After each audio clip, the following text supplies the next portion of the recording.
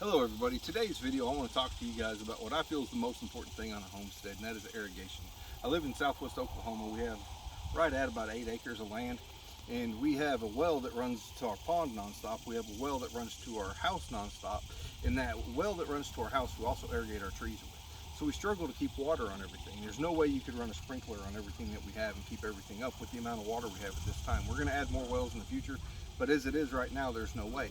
So the way to conserve water but keep your trees watered is through drip irrigation. There's a company called Rain Drip that I like their product the best. They got like little pointy ends on their components that snap in together, and they're just way easier to put together. But basically what you have is you have a little dripper like this, and these little drippers are rated for 1 gallon an hour, 2 gallons an hour, 3 gallons an hour, and so on, and they'll say on the package what they are. And this all hooks into a little system that screws in just like this onto a garden hose. So if you come over here, I'll show you guys. Basically, it comes with a piece of pipe that you put the coupling on that screws onto a garden hose. And then you bury that thing. And when you get to where you're going, you just stab a little hole in it, and you're able to plug in a line. So like right here, you can see we have a line that comes in, and that just drips. Now I have over 300 trees on this property, and I have it divided into 2 zones. So I'll water one day with one kit and one day with the other kit, and I'm able to do it. It doesn't affect the water pressure on anything else because it's barely dribbling.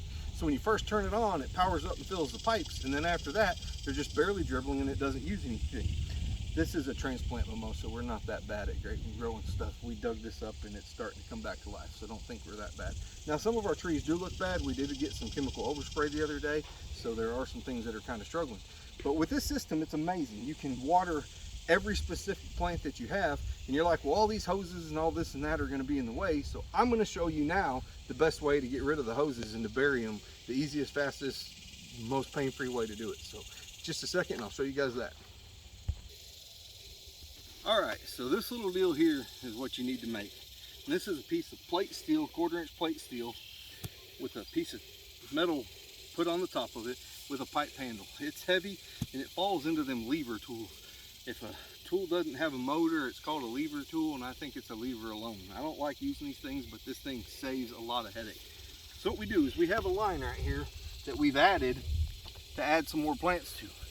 So where you're going to put your line, you just take this thing and just slam it, wiggle it, slam it, wiggle it, slam it.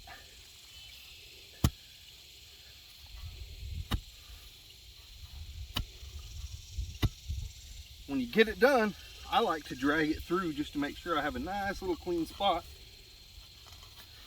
and it'll make a little trench that you can tuck that right down in. And they don't have to be deep. You just want them out of the way. We have had some really cold winters.